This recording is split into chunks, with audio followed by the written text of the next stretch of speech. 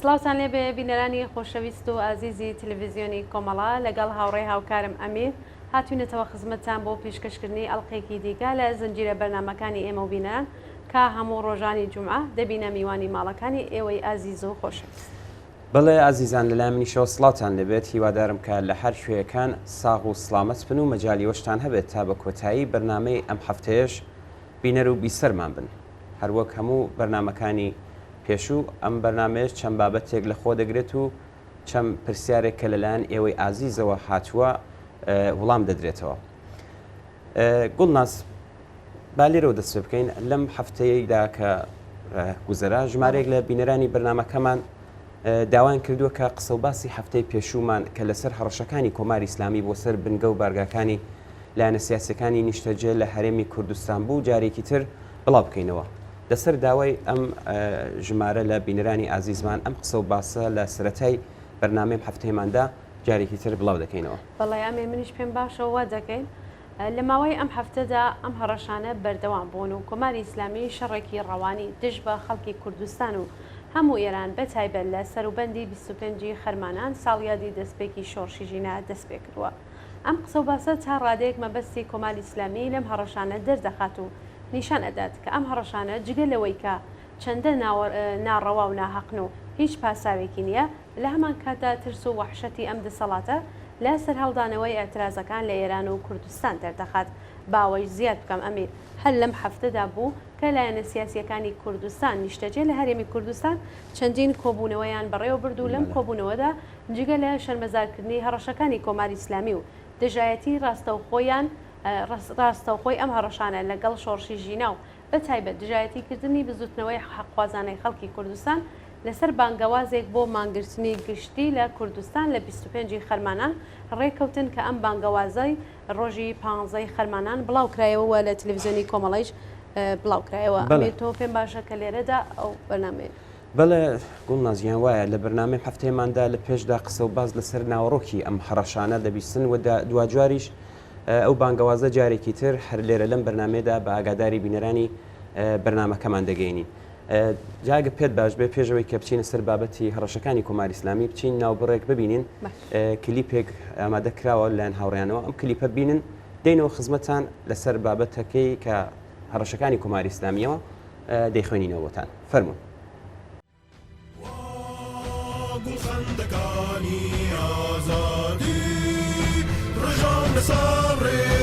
شادی ژیناکان سەر پۆشە سووتێنن شێوا وەقاڵای بێدادی ژینا ڕۆڵەی کوردستانە ژینا چرای گشتێرانە هاوێنەی ژینهانای شۆڕش مەسا ژینای گشت جیهانە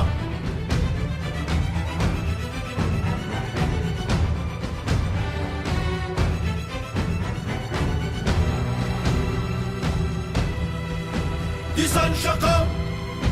خۆشەوە بۆش کۆیژن ڕاوەستەوە بۆ یەکسانی شوڕای شادی تا سەرکەوتن هاین بە پاوە ژینا ڕۆڵەی کوردستانە ژینا چرای گشتێرانە هاوێنەی ژینهانای شۆڕش مەسا ژینای گشت جیهانە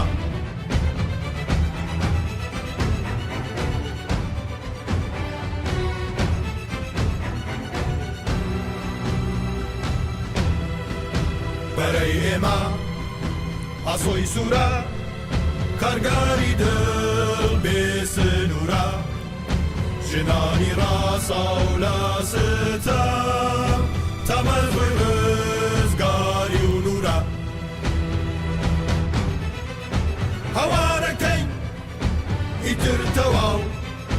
مەرگ و نەمان بۆ نەزمی باو بژی ژینا بژی مەسا بژی یەکسانی ژن و پیاو ژینا ڕۆڵەی کوردستانە ژینا چرای گشتێرانە ناوێنەی ژینهانای شۆڕش مەساژینای گشتجیهانە ژن ژیان ئازادی گوڵناز لەم ڕۆژانەی دواییدا جارێکی تر کۆماری ئیسلامی هەڕەشەکانی لەسەر لایەنە سیاسیەکانی کوردستانی ئێران نیشتەجێ لە هەرێمی کوردستانی عێراق دووپات کردوێتەوە.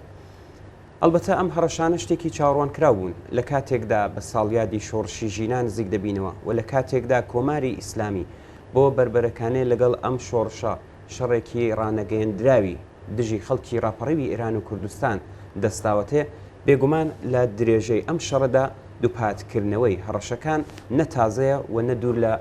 ئینتزارە. ئەم دەسەڵاتە جنایەتکارە پێی وایە هەرچی زۆرتر هەڕەشە بکات و هەرچی زۆرتر خەڵک بخاتە ژێر گوشارەوە هەرچی زۆرتر کەش و هەوای ئەمنیەتی بەسەر شارەکاندا زاڵکات خەڵک زۆرتر دەترسێنێ و دەتوانێت پاشەکشیان پێ بکات و ئەم دۆخەش تێپەڕێنێ. لەبیرتە گوڵناس پێشتریش خۆیان باسییان لەوە کردبوو کە ئەگەر بتوانن ئەم دۆخە تێپەڕێنن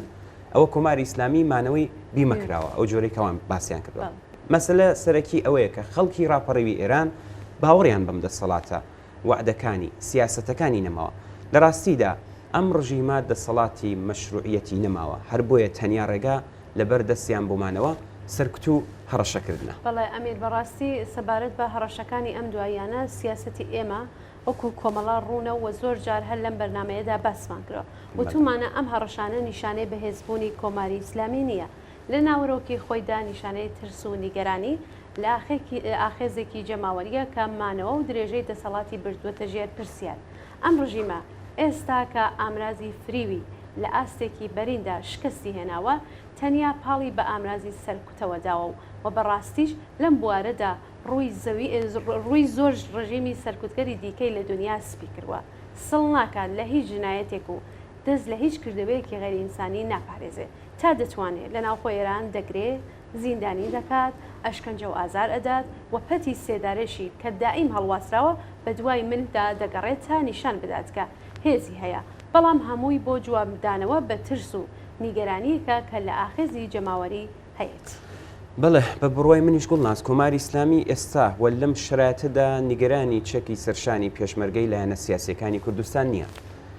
بۆ خۆشیان چاک دەزانن کە ئەم چەکانە بەشانی پێشمەرگەوەیە هەڕەشەنی باش دەزانێت کە ئەم لایەنانە لەوانە کۆمەڵە دەمێکە بە پێی لێکدانەوەی هەلومەرجی سیاسی ئێران و ڕێگە و شوێنی شۆڕشی جەماوەری لە ئێران هەڵسوڕانی نظامی لە دەستوری کاریدانیە. بەڵام نیگەرانی کۆماری ئیسلامی لە تەسیر و کاریگەری ئەم هێزانەیە لە ناوخۆی وڵاتە و بە تایبەت لە کوردستانی شۆڕشگەر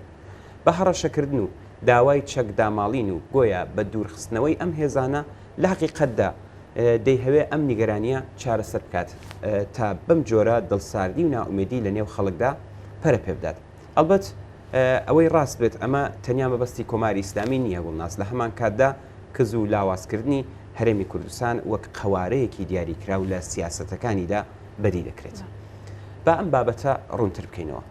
هەر وەک باسم کرد بە بڕوای من دەزانن کە لایەنە سیاسەکانی ڕۆژهەڵاتی کوردستان لەوانە کۆمەڵە ڕانگەیاندووە کە چالاکی نظامی ناکەن و چەک بەشانی پێشمەرگەوە لە کاتێکدا لە کوردستانی عێراق و تەنانەت لە هەموو عێراقیش خەڵک چەکدارن بابەتێکی ئاسایی و چەکی پێشمەرگەش تەنیا بۆ دیفاع لە خۆیە بەرامبەر کردەوە تەروریستەکانی کۆماری ئیسلامیە. هەروەها ڕاشمانگەیاندووە کە ئوردوگای ئێمە شوێنی نظامی نییە و بە پێچەوانەی شوێنی کاری سیاسی و مەدەنی و کولتوری و هەروەها شوێنی حەوانەوەی بە ساڵاتچوان و ئەو ژمارە بنەماڵانن کە پەنایان هێناوە بۆ هەرێمی کوردستانی عێراق و بۆ ئێمە. ئەم خەڵکە کە تێکەڵاوی خەڵکی هەرێمی کوردستانن لێرە لە ئوردوگای زەرگوێزی گەورە خەریکی ژیانی ئاسایی خۆیانن. کەوا بوو کۆماری ئیسلامی ئەمانە باش دەزانێ بەڵام هەر ماوە جارێ هەڕەشە دەکات و تا ئێستاش چەند جار هەڕەشەکانی خۆیان بەکردەوە دەرهێناوە ناوچە سنووریەکانی تۆپباران کردووە و زەرەر و زیانی گەیاندووە بە خەڵکی ناوچەکە موشکبارانی ئوردوگاکانیان کردووە تیمە تەروریستەکانی ناردوتە ناو خاکی هەرێم و خەریکی تێرۆر و نائەمنینانەوەیە. بەڵێ ئەمێ لە درێژەی قسەکانی تۆدا لەلایەکی ترەوە تورکیا هاتووسە ناو خاکی هەرێمی کوردستان و بەشێکی داگیر کرۆ هەڕەشەی جددی لەسەر ئەمنیەت و ئاسایشی ناوچەکە داگیری کردوون و ئەوانەی تیمە ئەمنیەتیەکانیان بۆ کاری تروریستی بڵاوە پێکردەوە پەیتا درۆنەکانیان نەیارانی سیاسی و خەڵک لە قوڵایی هەرێمی کوردستان دەکەنە ئاماج. هەروەها لەو لایشەوە حکوومەتی ناوەندی عێراق جگە لە زەختی ئابووری بۆ سەر هەرێمی کوردستان و بڕینی بودجێ هەرێم هەشتی شعبی لە دەوروبەری کەرکووک جێگیر کردووە و بە بیانووی جۆر بەجۆر هەڕەشەی داگیرکاری زۆر سێت دەکات. ئێستا هەمووی ئەمە ڕووداوانە بخەینە پاڵگێک ئایا نابێبی لەوە بکەینەوە کە پلانی کەم لە سێلاوە نەخشە و پلانی ڕانەگەێنرا و لە ئارادایە تا قەوارەی هەرێمی کوردستان کز و لاواز بکەن. ئەوەی ڕاستی بێ هیچ کام لەم حکوومەتانە یان ئێران تورکیە و عێراق و تەنانە سووریەش هەبوونی هەرێم و دەسەڵاتێکی کوردی بە قازانج و مەسلحەتی خۆیان نازانن و هەمویان سەرڕای جیاوازی بەرژەوەندیان و سەرڕای ناکۆکیان لەگەڵ یەکتر بەرامبەر بە مەسلەی کوردستان و دژایەتیکردن لەگەڵ داوای ڕەوای خەڵکی کوردستان هاودەنگن.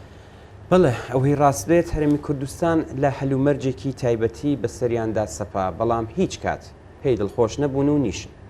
ئێستا وردە خەریکن ئەم هەرێمە لە پێشچاوی خەڵک سووک و چکۆلە و بێدەسەڵات نیشان بدەن و بەم جۆرە بە بیانووی جۆر بەجۆر ڕۆژێک سنوور لێداگیرەکەن، ڕۆژێک نانی لێ دەبڕن و ڕۆژێکی تر ئاو بەسەری دادا دەخەن و ڕۆژێکی تر هەڕەشە لە ناوچەند ناکۆکەکان دەکەن و زۆرتر داگیری دەکەن و ڕۆژی دواییش لە نێو شارەکانی تێرۆر دەکەن و ڕۆژێکی تر لە ئاسمان و زەمینەوە هەڕەشەی داگیرکاری ئەەکەن. بەڕاست با پرسین مەگەر نارانی سیاسی تورکیا لە ئێرانی مەگەر نارانی سیاسی ئێران لە تورکیا نین ئەی بۆ هیچ باسێک نییە ئەی بۆ هەڕەشە لە یەک ناکەن مەگەر نارانی تورکیا و ئێران لە وڵاتانی تر نین مەگەر چالاکی سیاسی ناکەن ئەی بۆ هێز نانێرنە ئەو وڵاتانە ئەی بۆ درۆن و موشک نانێرن لەوانەیە بیانی کۆماری ئیسلامی ئەو بێ کە لێرە لە هەرێمی کوردستان لایەنە سیاسیەکان چەکیان پێەیە بەڵام باسی ئەوە ناکەن بۆ چەکیان پێەیە هۆی چەک بەشانی پێشمەرگەی کۆمەڵەوە کۆماری ئیسلامیە سەرکوتگەری و جنایەتەکانی کۆماری ئیسلامیە تێرۆرکردنەکانی پیلانگێڕی کۆماری ئیسلامیە دژ بە خەڵک و دژ بە مرۆڤایەتی لێرە لە هەرێمی کوردستان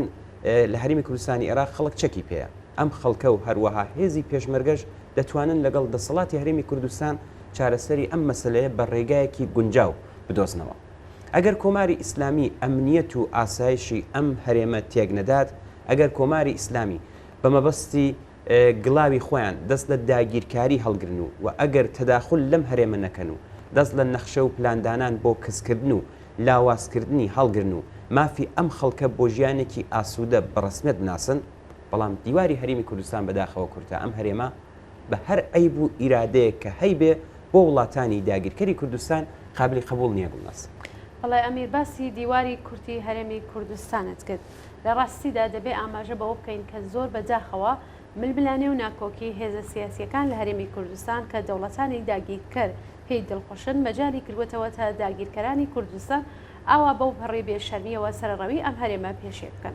ئەم ململانێ و ناکۆکیە هێزە سیاسیەکانی هەرێمی کوردستان بەداخەوە کەلێنی خسووتە نێوان خەڵک و قوارەی هەرێمی کوردستانی کەس کردووە. ئێمە سەرڕای ئەم تێبینیە و هەر تێبینیەکی تر کە هەمان بێ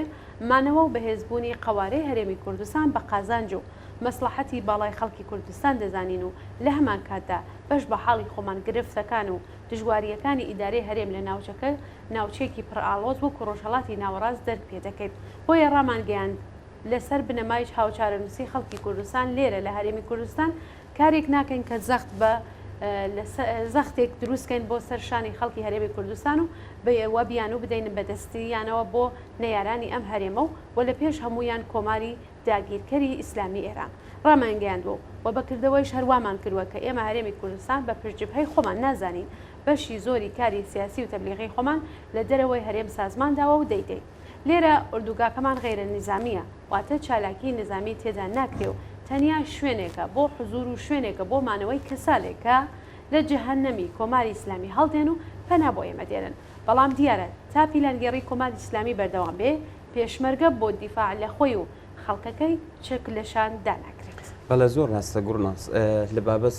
چەک لە شانی پێشمەرگەی کۆمەڵەوە هەروە پێشتریش باسمان کردووە ئەم چەکە تەنیا بۆ دیفاع و ڕێگە پێدراوە. تۆش باست کرد گوڵناس هەر ئێستا لە هەرێم و لە عێراق بەشێکی زۆر لە خەڵک چەکدارن زۆر حیزب و گروپ و عشیرەت چەکدارن جگە لەمانە ئێمە هەڕەشەمان لەسرە تەرۆریستەکانی کۆماری ئیسلامی بە بیانی جۆر بەجۆر لە شارەکانی ئەم هەرێمە بوونیان هەیە کونسولگەری ئێران لە هەولێر و سلەیمانی ئەم تیمە تەرۆریستانە سازمان ئەدات و کاراسانیان بۆ دەکات لە ئەوە هەلومەرجێکدا دیارە ئێمەش چەکمان پێ دەبێت بۆ دیفاع لە خۆمان و ئەمەشمان نەشاردوێتەوە جگە لەمە پێشمەرگە لە کوردستان بە بڕیاری ئەمیان ئەو گروپ پێک ناتوە تا بە بڕیارێک و هەڕەشەکردنێک هەڵوەشێتەوە. پێشمەرگە حاصلی مقاومەتی خەڵکێکە بەرامبەر بە داگیرکاری و تا ئەم داگیرکاریە درێژەی هەبێت تا سەرکوتی خەڵکی کوردستان درێژەی هەبێت تا ژێرپێنانی مافی ڕۆی ئەم خەڵکە درێژەی هەبێت پێشمەرگەش بوونی هەیە کەوابوو ئەگەرچی چەک بەشانی پێشمەرگەوە ئەمڕۆ بەکار ناهێنرێ بەڵام هێمای مقاومەتی خەڵکێکە کە فقط ئەوان دەتوانن بڕیاری لەسەر بدەن بەم مانایە ئەم مقاومەتە کە بزوتنەوەیکی شۆڕشگێرانەی وەڕێخستووە بۆ ئێمە هێڵی سوورە و بە بڕیار و هەڕەشەکردنی کۆتایی پێنایە. دەمێ ئەوەش بڵێم خەڵکی کورد عاشقی چەک نەبووە نییە بەڵام بە درێژایی مێژوو بۆ دیفاع لە خۆی بەرامبەر بە داگیرکاری و سەرکوت پەنای بۆ چەک بردووە کەوابوو تا سەرکوتی ئەم خەڵکە بەردەوام بێ چەکیش بۆ دیفاع لە خۆ هەیە ئەگەرچی لە بارودۆخی ئەمڕۆدا بە گەشەسەندنی خەباتی جەماوەری بەکار نەهێنیت. بەڵێ ئەمیر پێویستە ئەوەش باس بکەین کە داوای گواستنەوەی ئۆردوگا لەلایەن کۆماری ئیسلامیەوە زۆر بێمانایە. جارێ ئێستا ئەم ئۆردوگایە وەکو خۆمان دەزانین ئۆردوگای زەڕوێست تەواوان غەیرە نظامیە وتمان چالاکی نظامی تێدا ناکرێت جگا لەوانە ئەگەر کۆماری ئیسلامی مانای پەنابەری نازانێ و لە نێو خاکی خۆیدا ئەوەی وا سوکایەتی بێ بە پەنابەران لەوانەیە پەنابەرانی ئەفغانی دەکات بە نیازە هەمان نوسخە لە هەرێمی کوردستانیش بسەلمێنێت. بەڵام لە ڕاستیدا لەم داوایەدا کۆماری ئیسلامی هاوچارنووسی خەڵکی کوردستانی نیشانە گرتووە خەڵکێکە بە درێژایی مێژ و پاڵپشتی یەک بوون و بەهانای یەکترەوە ڕۆیشتن و دەزانی ئەم هاوچارە نووسیە سنگەرێکی قایمە بەرامبەر بە پیلانی دژە ئینسانیەکانی کۆماری ئیسلامی بە هەڕەشە و بەهێزنواندن و بەزەختی ئابووری و هەروەها بە چەواشەکاری مێژووی ئەم خەڵکە بە نیازە ئەم سنگەرە واتە هاوچارە نووسی خەڵکی کوردستان کە زوو لاوازکات. وایە گوڵناس ئەمە بە جۆرێک هەمان سیاسەتی سەدام حوسینە کاتی خۆی زەختی خستە سەر کۆمەڵا کە بارگاکانی بگوازێتەوە بۆ ناوچەکانی ژێردەسەڵاتی خۆی تا پەیوەندی کۆمەڵا لەگەڵ خەڵکی کوردستانی عێراق و هێزە سیاسیەکانی کوردستانی عێراق بپچڕێت. کۆمەڵا حازر نەبوو کە بارگاکانی خۆی لە ناوچە ئازادکراوەکان بگوازێتەوە بۆیە کیمیاباران کرا و ژمارەیەکی زۆر بەداخەوە لە کادر و ئەندام و پێشمەرگەکان گیانیان بەخت کرد بەڵام ڕوو سوورمایەوە لەمانەوە لە سنگەری هاوچارە نووسی خۆی لەگەڵ خەڵکی کوردستانی عێراق و ڕاگررتنی پەیوەندی خۆی لەگەڵ لایەنە سیاسیەکانی کوردستانی عێراق. هەر بۆیە کۆماری ئیسلامی دەزانێت لایەنە سیاسیەکانی کوردستانی ئێران مجاهدین نین لێرە لە کوردستان بزوتنەوەیەک لە ئارادایە کە هەڵقڵاوی ئاوات و ئارەزوەکانی خەڵکی کوردستانە. ئەم بزوتنەوە و ئەم هاوچارە نووسە مەجای ئەوە نادا تا پلانەکانی کۆماری ئیسلامی بە ئاسانی جێبەجێ بێت. مانەوە و حزوری کۆمەڵەش پەژەستورە بەم مێژووە بەم هاوچارە نووسیە و بەم بزوتنەوەیە. ئەمیر با قسەی کۆتایی لەو بارەوە بکەین بە فەرزی مەحاڵ ئەگەر کۆماری ئەگەر نەوتو چی وایدانی ئەمیر با قسەی کۆتایی لەم بارەوە بکەین بە فەرزی مەحاڵ وای دارین کۆماری ئیسلامی توانی پلانەکانی خۆی جێبەجێ بکات یان دەست بکات بە موشکباران و ناردنی درۆن و تیمە تروریستیەکانی بۆ ترۆری نەیارانی سیاسی دووبارە فعال کاتەوە.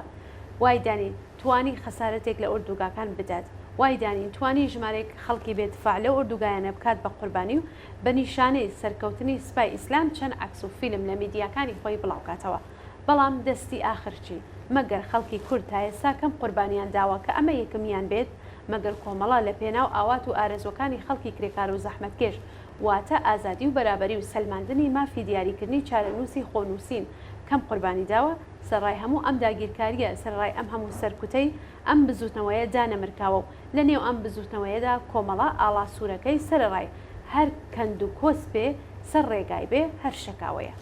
بەڵێ گوڵناز بزوتنەوەی کوردستان ئەمڕۆ پاش ئەو هەمووە قوربانیدانە زەحمەت و فیداکاریە بەهێزتر لە پێشووی خۆی بۆتە چاو چرای ئێران. کۆماری ئیسلامی چی دەکات لەگەڵ شۆڕشی ژینا کە خەریکە ڕێ دەپەوێت تا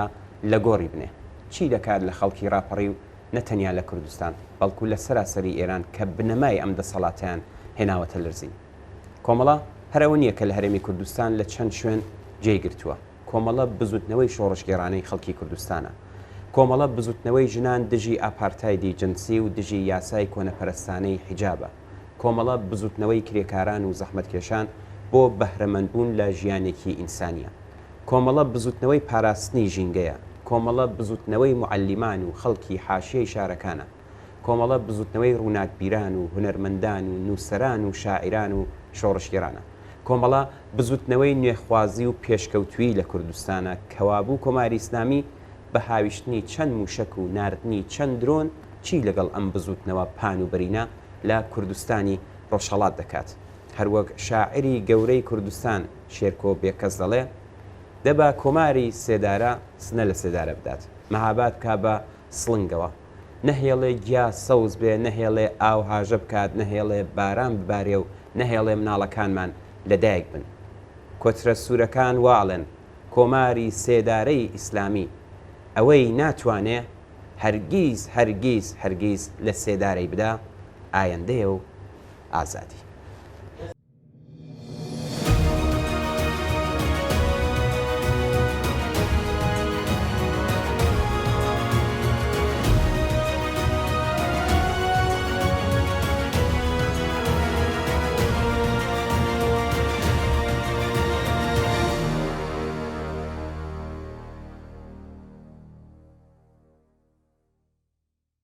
بینانی ئازیز و خۆشەویست سەروەکو ئاگاداران لە چەند ڕۆژی ڕابردوودا لایەنە سیاسیەکانی نیشتەجێ لە هەرێمی کوردستان لە چەند کۆبوونەوەی جیاجیادا هاتنە سەر ئەوەی کە بانگەوازێک بۆ مانگرتنی گشتی لە 25 خەرمانان واتە ساڕۆژی گیانبەخکردنی ژینا ئەمینی و دەستپێکی شۆڕشی ژینا لە کوردستان ڕابگەێنن کە ئێمەش لە تەلەڤیزیۆنی کۆمەڵا ئەم بانگەوازەمان بڵاو کردەوە بەڵام لە بەرنامەی ئێمە و بینەران هاوڕێی هاوکارم ئەمیر ئەم بانگەوازتان پێشکەش دەکەن. بەڵێ گوڵناس بانگەوازی حیزب و لایەنە سیاسیەکانی ڕۆژهەڵاتی کوردستان بۆ مانگرتنی گشتی 25 خەرمانان ئەوەیە کە بۆتانی دەخنمەوە. کۆمەڵانی تێکۆشەری خەڵکی کوردستان خەباتکارانی سیاسی و مەدەنی 25 خەرمانانی 1401 هەتاوی ژینا ئەمینی کچە کوردی لاوی سەقزی لە شاری تاران و لە ئاکامی پەلاماری هێزە دەستوەشێن و سەرکوتگەرەکانی ڕژیمیدا گیانی بەخت کرد. ناوی ژینا وەک لەسەر گڵکۆکەی نووسرا بوو بە ڕەمزی ڕاپەڕینێکی جەماوەری بەرین کە لە کوردستانەوە بە دروشمی ژن ژیان ئازادی دەستی پێکرد و زۆری نەخایاند سەر تاسەری شار و ناوچەکانی ئێران و دەرەوەی وڵاتیشی گرتەوە و لە درێژەی خۆیدا بە شۆڕشی ژینا و شۆڕشی ژن ژیان ئازادی ناوی دەرکرد. شۆڕشی ژینا جەماوەری ترین و درێژترین سەرهەڵدان و ناڕزایەتیە کە توانیویەتی دەسەڵاتی کۆماری ئیسلامی بخاتە ژێر پرسیار و هەنگاو بۆ لە گۆڕنانی ئەم ڕژیمە سەرکوتگەرە بنێ. لە ماوەی یەک ساڵی ڕابردوودا و لە ڕەوتی ئەم شۆڕشەدا بزوتنەوەی ئازادی خوازانەی خەڵکی ئێران بەگشتی و خەڵکی کوردستان بە تایبەتی دژ بە ڕژیمی زاڵ بەسەر ئێراندا قۆناغی نوێ و جەماوەری ئەزمون کردووە و هەنگاوی لێبڕاوانەی ناوە کە ڕاوەستان و گەڕانەوەی بۆ نییە. دەوری بەرچاوی ژنان لە پێشەنگایەتی ئەم شۆڕشەدا کۆمەڵگەی ئێمەی لە ڕووی کۆمەڵایەتیەوە یەک هەنگاوی گەورە بەرەو پێش بردووە و ئاسۆی سەرکەوتنی ڕوونتر کردووە و لاوان لەو پەڕی گیانبازیدا بۆ ژیانێکی ئازاد و ئارەزومەند فیداکاری کەموێنە دەکەن. لە ساڵیادی دەستپێکی شۆڕشی ژینادا جێگەی خۆیەتی بە نیشانەی بەرزڕاگرتنی یاد و بیرەوەری شەهیدانی ئەم شۆڕشە نوێ و ڕێزلێنان لە قوربانیان و زیندانیانی سیاسی و زیندوو ڕاگررتنی بزوتنەوەی سیاسی بەشکۆوە بەرەو پیری ئەم یادە مەزنە سیاسی و کۆمەڵاتیەوە بچین. لەم پەیوەندیەدا دوای چەند جار دیدار و ڕاوێژی سیاسی ڕۆژی چوارشەممە 15 خەرمانانی 1402 هەتاوی حیزبە سیاسیەکانی ڕۆژهەڵاتی کوردستان کە بریتی بوون لە حیزبی دموکراتی کوردستانی ئێران، کۆمەڵە ڕێکخراوی کوردستانی حیزبی کۆمونیستی ئێران، پارتی ژیانی ئازادی کوردستان پژاک، سازمانی خەباتی کوردستانی ئێران، پارتی ئازادی کوردستان پاک و کۆمەڵەی زەحمەتکێشانی کوردستان لەسەر ئەم خاڵانەی خوارەوە ڕێککەوتن. یەکەم، پشتیوانی لە داخوازی تێکۆشەرانی کۆمەلگەی مەدەنی و ڕێکخراوە سربەخۆکان بۆ ڕێزگرتن و بەشداری چالاکانە لە ساڵڕۆژی شۆڕشی ژن ژیان ئازادیدا. دووهەم، ڕاگەاندنی ڕۆژی 25 خەرمانان وەک ڕۆژی مانگرتنی گشتی لە هەموو کوردستان. لەم ڕۆژەدا هەموو دووکان و بازاڕ و ناوەندەکانی کار و ئیدارەکان دادەخرێن. سەر لە بەیانی ئەو ڕۆژە واتە 25 خەرمانان جەماوەری خەڵکی کوردستان سەردانی گڵکۆی ژینای جوانەمەرگ و سەرجەم شەهیدان و گیانبەختکردوانی شۆڕشی ژن ژیان ئازادی لە شار و گوندەکانی کوردستان دەکەن و چەپکە گوڵی ڕێز و خۆشەویستی لەسەر مەزارەکانیان دادەنێن و ڕێوڕسمی ڕێز لێنانیان بۆ بەڕێوە دەبن. سێهەم داوا لە سەرجەم خەڵکی ئازادی خوازی ئێران واتە ژنان، لاوان، کرێکاران، مامۆستایان و خانەنشینان، ژینگە پارێزان و نەتەوە بندەستەکان لە سەر تاسەری ئێران دەکەین پشتیوانی لە مانگرتنی خەڵکی کوردستان بکەن و بە مانگرتنی گشتی بە هەمووانی نیشان بدەن کە شۆڕشی ژن ژیان ئازادی تا گەیشتن بە ئامانجەکانی هەروە درێژەی هەیە. چوارم داوا لە هەموو تێکۆشەرانی خەباتکار، هێز و لایەنە پێشکەوتن خوازەکان لە دەرەوەی وڵات دەکەین بە هەموو شێوەیەک پشتیوانی لە مانگرتنی گشتی 25 خەرمانان بکەن و لەو ڕۆژەدا خۆپیشاندان و ڕێپێوانی جەماوەری بەڕێوە برن و سەرنجی کۆمەڵانی خەڵکی مرۆڤ دۆستی جیهان بۆ پشتیوانی لە شۆڕشی ژینا ڕابکێشن. وا پێنجم هەر کام لە حیزب و لایەنە سیاسیەکانی کوردستانی بەشدار لەم دانیشتە پشتیوانی و بەشداری خۆیان لە مانگرتنی ڕۆژی 25 خەرمانان و ڕێوڕسمەکانی سەر گڵکۆی شەهیدان و گیان بەختکردوان ڕادەگەێنن. ئەم بانگەوازە لە 15 خەرمانانی 1402 هەتاوی بەرابەر لەگەڵ 6 سپتامبری 2023 لە تەلەڤیزیۆن و میدیاکانی لایەنە سیاسیەکان بڵاوکرایەوە.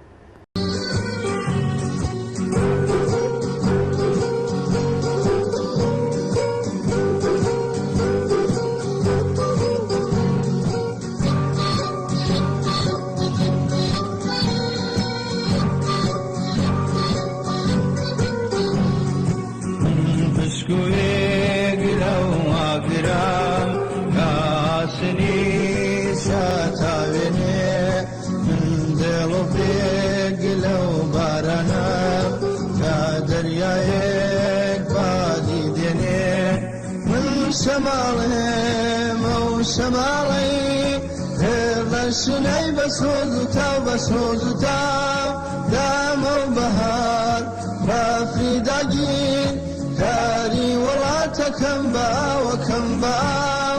منژی لەمە مەوژی لەمەوای دوایە زەران ئاو لێ پژان نیسانەوە گردە هاویم مەیڵی بەوە گۆرانی ژیان خەیڵێمەوە گۆرانی ژیان خەیڵێمەوە گۆرانی ژیان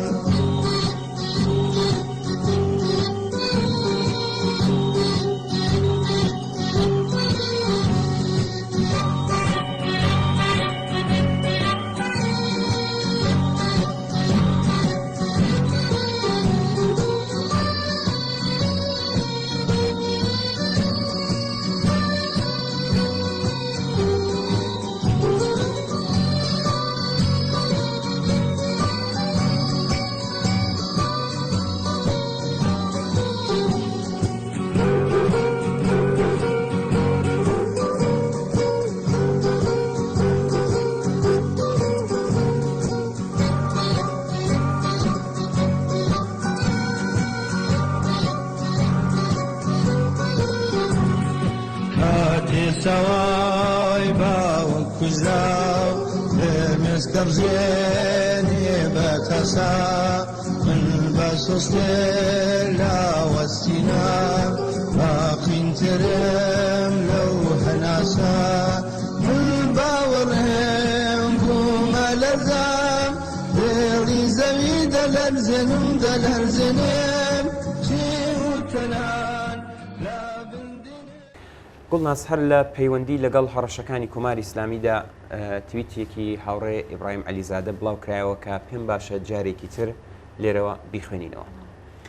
هاوڕێ ئیبراهیم لە تویتی خۆیدا تێشکی خستۆتە سەر هاوئاهەنگی دەوڵەتەکانی ئێران، تورکیا، سووریا و عێراق لە دژی خەڵکی کوردستان و نووسیوێتی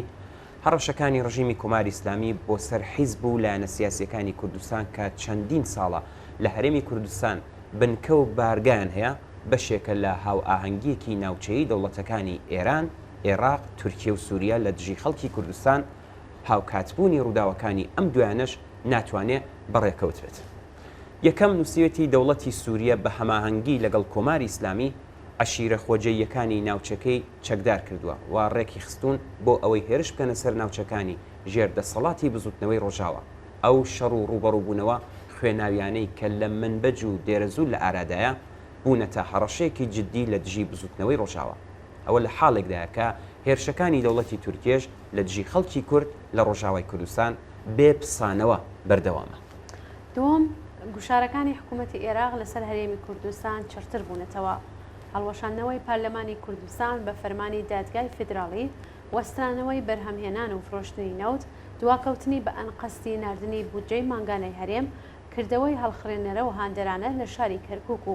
سنووردارکردنی چالاکی حیزبە کوردستانیەکان لەم شارە، پەرسەندنی فشارەکانی هێزەکانی هەشتی شعبی لە دژی خەڵکی گوندەکانی دەوروبەری کەرکووک و ناچارکردنیان بە کۆچکردن لەو ناوچانە لە زمرەی ئەو فشارانن. سێهەم چربوونەوەی هێرشە ئاسمانیەکانی دەوڵەتی تورکیا لە قوڵایی هەرێمی کوردستاندا کە نەتەنها گریلاکانی پارتی کرێکارانی کوردستان واتە پەکەکە، بەڵکو بە ئەنقەست و بە هیچ ڕەشاوکردنێک خەڵکی ئاسایی دەکەنە ئاماج.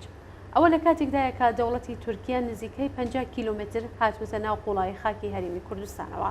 هەروەها لە کاتێکدایەکە لە شاری کەرکووک خەریکی ڕێخستن و هاندانی حیزبە تورکەمەنەکانن لە دژی کوردەکانی دانیشتووی ئەو شارە. ئەم ڕاستیە ئەوە دەردەخات کە هەڕەشەکانی کۆماری ئیسلامی لە دژی لایەنە سیاسیەکانی کوردستانی ئێران بەشێک لەو هەماهەنگیە ناوچەیەیە کە بە شێوەیەکی فەرمی یان ناڕاستەوقۆ ڕێکەوتنی لەسەر کراوە. ئۆلتیماتیۆمی کۆماری ئیسلامی ئێران بۆ حکوومەتی هەرێمی کوردستانیش هەر لەم چوارچێوەیەدا دەبێ خوێندنەوەی بۆ بکرێت.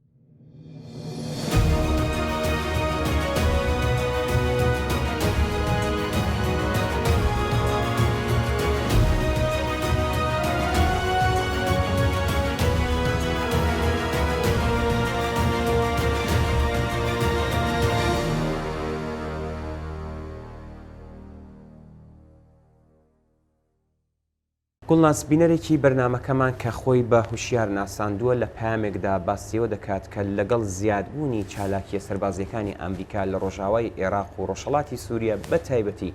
دووبارە جێگیرکردنەوەی هێزەکانی ئەمریکا لە هێندێک خاڵ لەسەر سنووری نێوان تورکیە و ئۆردۆن هێندێ پێشهاتی نوێ لەسەر سنووری عێراق و سووریا ڕوودەدات کە توانیویانە کاریگەریەکی گەورە لەسەر هاوسەنگی هێز لا ڕۆژهەڵاتی ناوەڕاستا بن. کاکوشیار دەپرسێ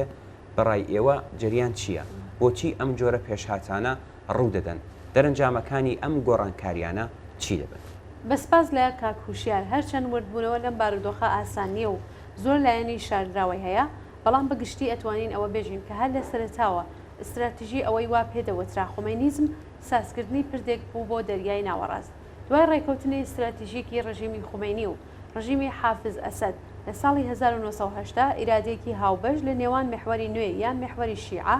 بۆ کردنەوەی ڕێگەیەکی استراتیژی لە نێوان ساران و دەمەشق بۆ ئامانجی بەستنەوەی کۆماری ئیسلامی بە دەریای ناوەڕاستەوە دروست بوو. هێرشی سەدام حوسێن بۆ ئێران دەرفەتێک بوو بۆ چوونە ناوەوەی هێزەکانی ئێران بۆ عێراق و بەتایبەت شاری بەسرە بوو کە ڕێگای بۆ ئەم پردە فراهەم بکات. بەڵام شەڕی عێراق و ئێران ئەنجامی خوازراوی نەبوو. کۆماری ئیسلامی پاش 8 ساڵ درێژەی شەڕ ناچار بوو کە ئاگربەست قبول بکات و ڕژیمی سەدام وەکو کۆسپی سەر ڕێگای ئەم پردە مایەوە. بەڵێ دوای لە دەستچوونی ئەم دەرفەتە کۆماری ئیسلامی وازی لە استراتیژی خۆی نەهێنا و پێیوا بوو هاوپەیمانی نێودەوڵەتی دەتوانێت ڕژیمی سەدام بڕوخێنێت و دوای ئەوەش میلیشیای شیعە دەچێتە بەغدا و لە ڕێگای عێراقەوە پەیوەندی لەگەڵ سووریە دەکاتەوە. ئەم هاوپەیمانیە دوای هێرشی سەدام بۆ کوێیت پێکات، هەرچەندە تا ڕادەیەکی زۆر توانای سەربازی عێراقی لە ناوبرد، بەڵام ئاکامەکەی دیسانەوە بە قازانجی ئێران کۆتایی پێنەهات و نەبووە هۆی دروستبوونی هلالی ئێران کە زۆر جاریش بە هلالی شیعە ناو دەبردرێت. سێهەمین هەوڵی گرتنەوەی عێراق لە ڕێگەی دانوستانی نارانی ڕژیمی سەدام بە هاوکاری ئێران توانی بە بیانووی هێرشەکانی 11 سپتامبر جۆرج بوشی بچووک ڕازی بکات و هێرش بکاتە سەر عێراق. ئەم هێرشە ڕێگای سازدانی هلالی شیعە زۆرتر فراهم کرد. دوای ئەوە گروپە چەکدارە شیعەکان کە کۆماری ئیسلامی پاڵپشتیان بوو گەڕانەوە بەغدا و بە تایبەت لەگەڵ کشانەوەی هێزەکانی ئەمریکا لە عێراق لە سەردەمی سەرۆکایەتی باراک ئۆباما لە کۆتاییەکانی ساڵی 2011 کاروانی چەکی ئێرانی لە ڕێگەی عێراقەوە ڕاستەوخۆ ڕەوانەی سووریە و پاشان بۆ باشووری بەیروت کرا. ئەمەش بە شێوەیەکی کاریگەر ئیمپراتوریەتی خومینیزم لە سنوورەکانی ئەفغانستانەوە درێژ کرایەوە بۆ دەریای ناوەڕاست. بەڵام تەمەنی هلالی شیعە زۆری نەخایاند و لەگەڵ سەرهەڵدانی لە ناکاوی گروپی داعش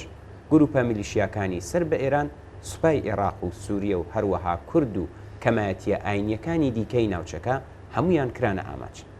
کۆماری ئیسلامی زۆر لە دەسەڵاتی داعش و هێرشەکەی بەرەو بەغدا و سنوورەکانی ئێران دەترسا و نیگەرانی پچڕاندنی پەیوەندی وشکانی لەگەڵ سووریەدا بوو. هەر بۆ هۆیشەوە نەرمی زۆری نواند بۆ گەڕانەوەی هێزەکانی ئەمریکا بە ئامانجی لە ناوبردنی داعش. هەروەکو چۆن ڕوخانی سەدام سوودی بە ئێران گەیان، هێرشی سەربازی ئەمریکا بۆ سەر خلافەتی داعش لە عێراق و سووریا بە سوودی ئێرانیش بوو. ئەم هێرشە بووە هۆی لە ناوبردنی دوژمنی ئێران و دەست بەسەرداگرتنی بەشێکی زۆری خاکەکانی ژێردەسەڵاتی داعش لەلایەن گروپەکانی سەر بە ئێرانەوە. شەڕی ئەمریکا لەگەڵ داعش نزیکەی 5 ساڵی خایاند و لەو ماوەیەدا پردی پەیوەندی نێوان ئێران و سووریە و لوبنان پچڕا تا ئەوەی خلافەتی داعش تێکشکێنرا و هێزەکانی داعش بە تەواوەتی لە مووسڵ و ڕەققە و ناوچە سووریەکان لە عێراق دەرکران. دوای شکستی سەربازی داعش، ئەمریکا و هاوپەیمانەکانی جگە لە میلیشیاکانی سەر بە ئێران و سوپای سووریا زاڵبوون بەسەر زۆربەی خاکەکانی ناوچەکەدا. هێزی پێشمەرگەی کوردی لە ناوچەکانی باکووری عێراق جێگیر کرا. سوپای عێراق و هێزەکانی هەشتی شعبی لە ناوچە ڕزگارکراوەکانی دیکەی عێراق لە باشووری کوردستان جێگیر بوون. هەروەها هێزەکانی سووریەی دموکراتیک لە ناوچە سووریەکانی سووریە تا شەڕی ئەلبولکەمالمانەوە. دوای کشانەوەی هێزە شەڕکەرەکانی ئەمریکا لە عێراق بە فەرمانی جۆی بایدێن لە ساڵی ڕابردوودا بەستنەوەی پردی وشکانی لە نێوان ئێران و سووریا ممکن کرا. ناوچەی هاوبەشی نێوان گروپە سەر بە ئێرانیەکان لەسەر سنووری عێراق و سووریا نزیکەی 200 کیلومترە کە بە خاڵێکی سەرەکی لە پەیوەندیەکانی ئێران لەگەڵ دەریای ناوەڕاست دادەنرێت. ئەم ناوچە سنووریە کە لە ناوچەکانی هێزە کوردیەکانی سووریەوە دەست پێ دەکات و درێژەی دەبێتەوە بۆ ناوچە کۆچەریە سوننەکان لە باشوور بە ناوچەی گرنگی پەیوەندی نێوان پاسداران و گروپە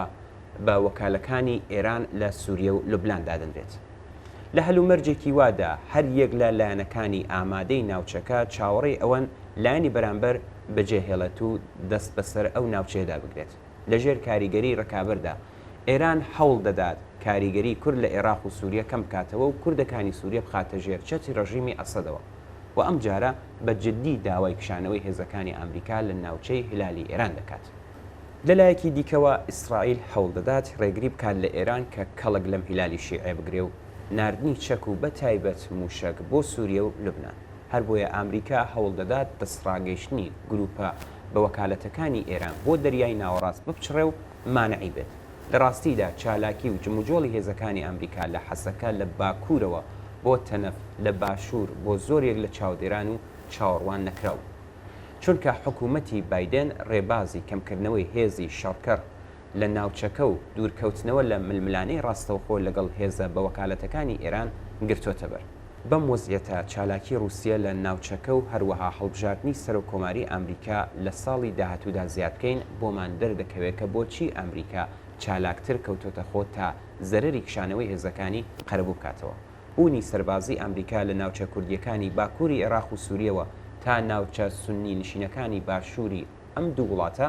دەبێتە هۆی دروستبوونی دیوارێکی دابڕان کە هەرێمی هیلالی ئێران و لە کۆتاییدا گۆڕانکاری هاوسەنگی هێز لە ناوچەکەدا دەبێتە هۆی ئاڵۆزی زۆرتر لە ناوچەکە. پرسیار ئەوەیە ئایا ئێران دۆخێکی لەو شێوەیە قبوڵ دەکات؟ بێگومان وەڵامەکەی نەرێنیە، چونکە دروستکردنی دیوارێکی لەو شێوەیە لەلایەن ئەمریکاوە بەکردەوە بە واتای پچڕاندنی پەیوەندی استراتیژی نێوان هێزەکانی سەر بە کۆماری ئیسلامی لە عێراق و هێزەکانی بە وەکاڵەت لە سووریە و لوبنانە. لەوانەیە کە کۆماری ئیسلامی دژایەتی هەنگاوەکانی ئەمریکا بکات بۆ دروستکردنی ئاستەنگیەک لەو شێوەیە. بەڵام بەرپرسانی باڵای ئێران زۆر باش دەزانن کە هەر ڕووبڕووبوونەوەیەکی ڕاستەوخۆ لەگەڵ هێزە ئەمریکاییەکان بە وەڵامێکی یەکلاکەرەوەی ئەو هێزانە بەرەوڕوو دەبێتەوە. ئایا ڕوبەڕووبوونەوەیەکی لەو شێوەیە حتمیە لە کاتێکدا کۆماری ئیسلامی واشنگتۆن بە دوای ڕێکەوتنێکدا دەگەڕێن لەسەر پرسە دووقۆڵیەکەیان بەهۆی گۆڕانی بارودۆخی ئێستاوە وەڵامدانەوەی ئەم پرسە قورسە. بەڵام بەشێک لە چاودێران پێیان وایە ئامانجی ئەمریکا لە زیادکردنی گوشارەکان بۆ سەر ئێران ئەوەیە کە کۆماری ئیسلامی واز لە زیادەخوازیەکانی و هەروەها هەڕەشەکردن لە هێزە ئەمریکاییەکان لە ناوچەکە بهێنێت و هەروەها جگە لە پشڕاندنی ئەم هێلالە ئاسی نزیکبوونەوەی ئێران لەگەڵ رووسیا کەم کاتەوە و لە هەمان کاتیشدا ئەمنیەتی ئیسرائیل بپارێزێ. هەمووی ئەمانە قەتعی نین و دەبێت چاوەڕوانی ڕووداوەکان لە داهاتوێکی نزیک دەبین. بە سپاس لە کاکوشیار بۆ نردنی نامەکەی.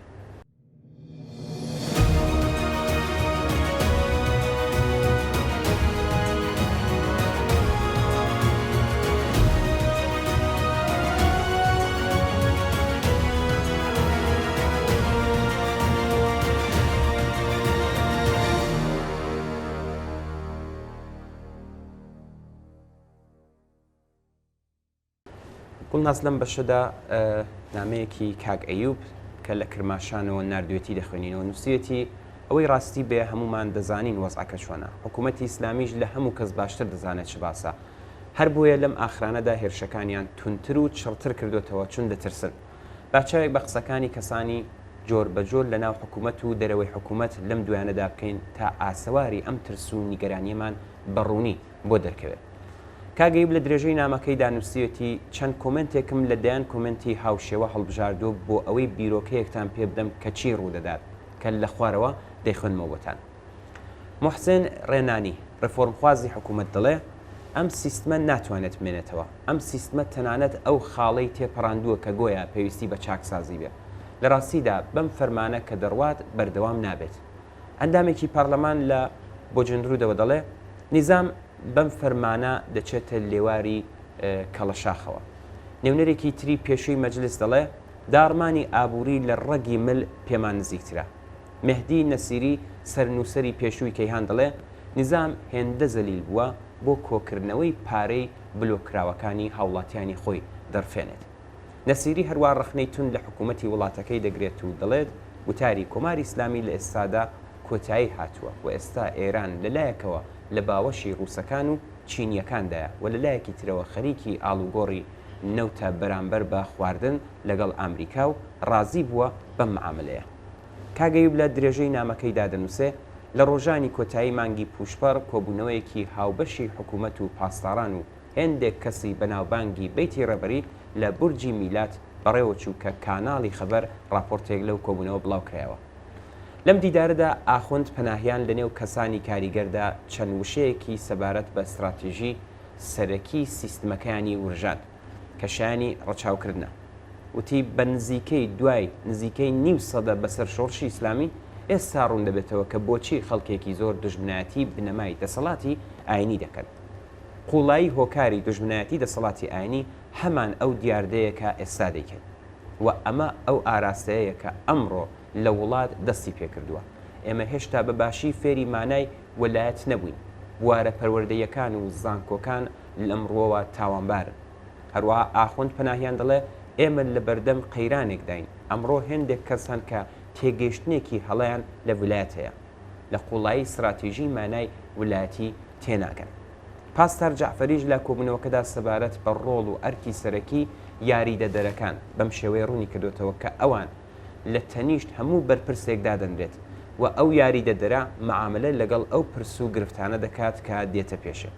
لەم قسانە دەتوانین تێبگەین کە لە هەنگاوی دووەمدا سوپای پاسداران بڕیارە یاریدەدەرێک لە تەنیشت هەر بەرپرسێکدا بنێت کە گۆیە بە هەماهەنگی لەگەڵ بەرپرسی پەیوەندیدار دەبێت لە ڕاستدا ئەم کەسانە هەمان کەسانی ئاتەش بە اختیارن کە ئەم جارە کاری ئەم کەسانە بۆ سەرکوت سیستماتیک و ڕێکخراوتر بکەن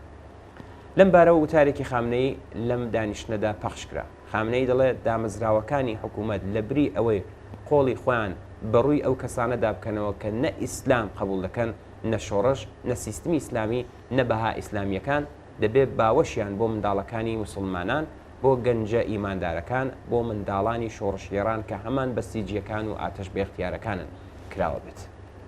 کۆی ئەم قسانە یانەیە قسە لە حکوومەتی یەکگرتوو هژمۆنی ئاسایش لە پایەکانی دەسەڵات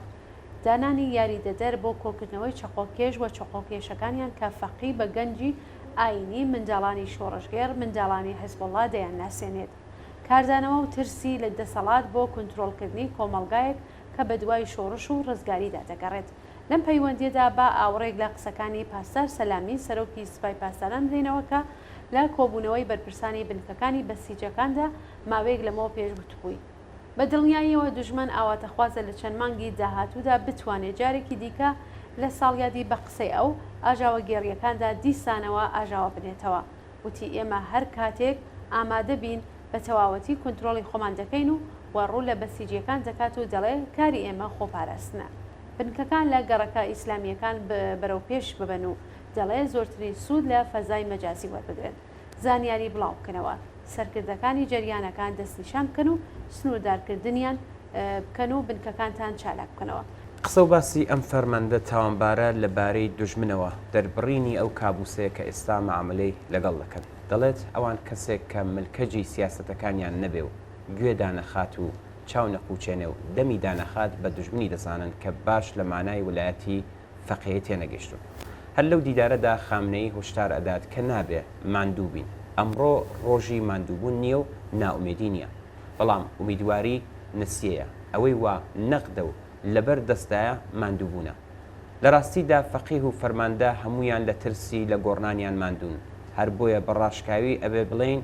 ئێوە دەسەڵاتدارانی کۆماری ئیسلامی گومان لەوە مەکەن کە کۆمەڵگەی ئێران حەست بە ماندووبوونتان دەکات و دەنگی ترسی ئێوەی بەباشی بیستووە.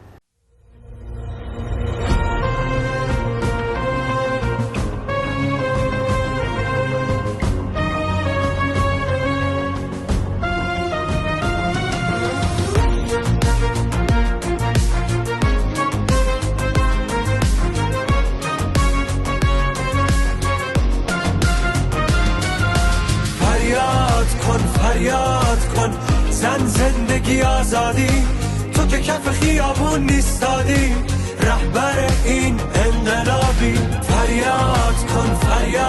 کن زن زندگی آزادی، تو که کف خیابون نیستادی، رهبر این انقلابی. برای مهسا نیکا روح پاک حدیث، برای نابودی جمهوری اسلامی کثیف، برای بغض گره خورده به گلومون، گم شدن آخوند که رنده به زندگیمون. کرد و لور و بلوچ،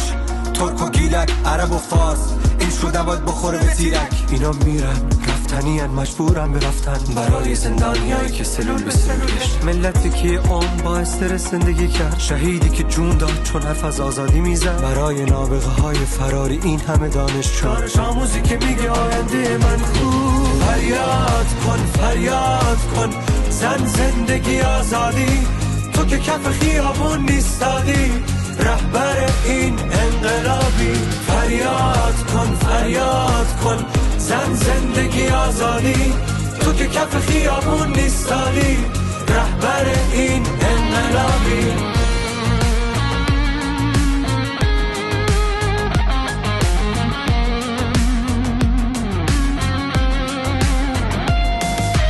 کشتن این همه کولبر بی پناه، عرب اهواز که زجرش دادی بی گناه، برای خوردن حق این همه افغانی، جمهوری اعدامی باید بری چون سرطان. جنایت و قتل عام تو شجاع نمیشه، بی شرفتر از شما تو دنیا پیدا نمیشه. پس برای این همه خونواده داغ دیده، زدن هواپیما، خون رو جاده پاشیده، برای سانه، فرزاد، پویا، بختیاری، خامنه ای باید بری چون راه چاره نداری، راه چاره نداری. هاوارکا جنجیا نزاری، بی روح نو کنه بو شهید و روحی شدی. هاوارکا جنجیا نزاری، بی روح نو کنه بو شهید و روحی شدی.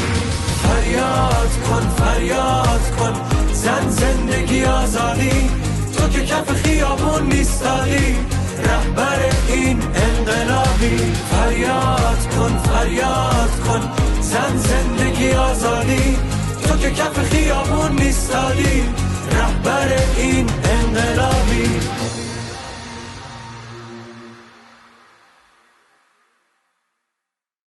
گیان لە دەستانی پێشمەرگەیەکی دێرینی کۆمەڵە لە شاری مەریوان. بپێی ئەو هاوڵانەی کە بەدەستمان گەیشت لە شاری مەریوان، کاک عەباس مەردانی کەسایەتێکی خۆشنا و پێشمەرگەی دێرینی کۆمەڵە لە شاری مەریوان بە هۆکاری نەخۆشی گیانی لەدەستا.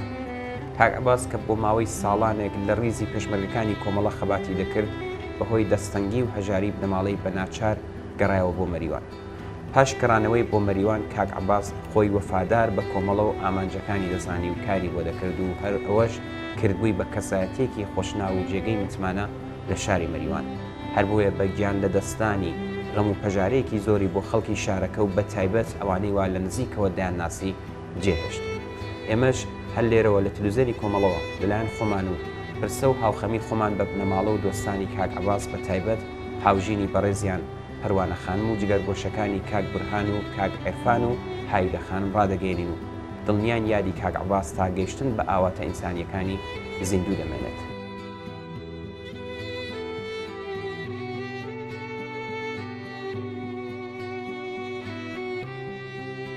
مەرگی گوماناوی زیندانیەک دوای چەند مانگ لە ئازادکرانی. ئارمان سەنگی خەڵکی شاری بانە کە ماوەی 22 مانگ بە بیانووی کاری دراوی دیجیتال لەلایەن ڕژیمەوە دەست بەسەرکرا بوو، 4 مانگ دوای ئازادکرانی بە شێوەی گوماناوی گیانی لەدەستدا. ناوبراو خۆی بە کەسێکی چەپ دەزانی و باوەڕی تەواوی بە سۆسیالیزم بوو و کاری بۆ دەکرد و لەناو خەڵک تەبلیغاتی بۆ ئارمان و باوەڕەکانی خۆی دەکرد. ئارمانی جوانەمەرگ دوای ئازادکرانی لە زیندان هەستی بە کێشەی دەرونی دەکرد و قورسی ئاعسابی دەخوارد و ئەم مەسەلەیە بوو بە هۆکاری نیگەرانی و بێتاقەتی زۆری ئەو و هۆکاری ئەم نەخۆشیە بە کاربەدەستانی ئیدارەی ئیطلاعاتی دەزانی. چەند مانگ بێژ ئێستا پەیوەندی بە هاوڕێیانی کۆمەڵەوە گرت و ئەم مەسەلەیە لەگەڵیان باس کرد و هاوڕێیانی ئێمە هەموو هەوڵی خۆیاندا کە وەرەی پێ ببەخشن و هەموو وزە و توانایی خۆی وەگەڕ بخات بۆ ڕووخانی کۆماری ئیسلامی و تەنیا ئەوە دەتوانێت سوکنایی بە ئازارەکانی ئەو هەموو خەڵکانی تووڕە و ماندوو لە دەست ئەم دەسەڵاتە لەگری سەبدات. پاشان کاگارمان بڕیاریدا کە بۆ درێژەی خەبات بێتە ناو ڕێزی پێشمەرگەکانی کۆمەڵە، بەڵام ئەو بڕیارەی دانا بۆ کاتێکە کاری ناتەواوی هەیە و پاشان پەیوەست دەبێ بە بەشی ئەلانی تشکیلاتی کۆمەڵە. بەڵێ دیارە کاک ئارمان لە پەیوەندیەکەی خۆی بە هاوڕێیانی کۆمەڵە نەیوت بوو کە کارە ناتەواوەکەی چییە و دەیهەوێت چی بکات، بەڵام بەوتەی هەندێک لە کەسانی دەوروبەری ویستوێتی لە ڕێگای یاسایی سکاڵا لەسەر ئیدارەی ئیسلاعات لەبەر ئەشکەنجە و ئازاری ئەو لە ماوەی دەستبەسەربوونی لای سیستمی قەزایی کۆماری ئیسلامی بکات، بۆیە دەچێت بۆ تاران گوێ بە ڕێنمایەکانی دڵسۆزانی خۆی نادات کە ویستبوویان ڕێگری لێ بکەن. دوای ماوەیەک لە دوورکەوتنەوەی لە بنەماڵەی ڕۆژێک تەلەفۆنیان بۆ دەکەن و پێیان ڕادەگەێنن کە بەداخەوە ئارمان لە ناو سویتێک لە شاری شیراز دڵی لە لێدان کەوتووە و بەداخەوە گیانی ئازیزی لەدەستەوە. بەپێی وتەکانی ئارمان و بەپێی پەیوەندی ئارمانی ئەزیز بە کۆمەڵە و ئەو ورە و ئیرادە بۆ درێژە پێدانی خەبات لە ناو کۆمەڵە بەدی دەکرا، مەرگی ئەو جێگای گومانی هەموو خەڵکە و پێیان وایە وەستانی دڵ تەنیا سناریۆیە و تاوانباری ئەسلی کاربەدەستانی ئیدارەی ئیطلاعات و ڕژیمن. جێگای ئەماژەیە باوکی ئارمانی جوانەمەرگ خۆی یەکێک لە زیندانیە سیاسیەکانی دەیەی 60 هەتاویە کە بۆ ماوەی 2 ساڵ لە ئەشکەنجەکانی کۆماری ئیسلامی بەسەری بردووە. یادی ئازیزی بەرز و بەڕێز بێت.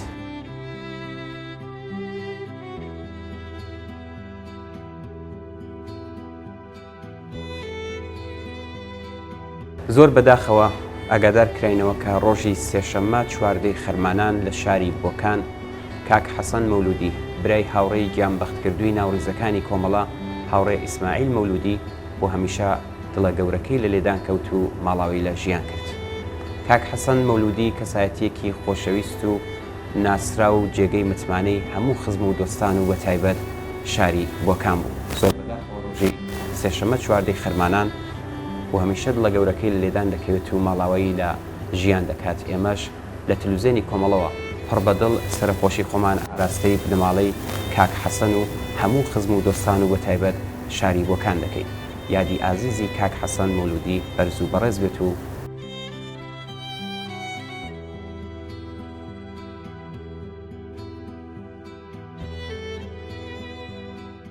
بەڵێ بینەرانی ئازیز بەم جۆرە گەشتینە کۆتایی بەرنامەی هەفتەیە ئێمە و بینەران زۆر سپاس کە تا ئێستا لەگەڵمان بوون. چاوەڕێی نامە و ئیمەیل و پەیوەندی تەلەفۆنی ئێوەین بۆ هەرچی زۆرتر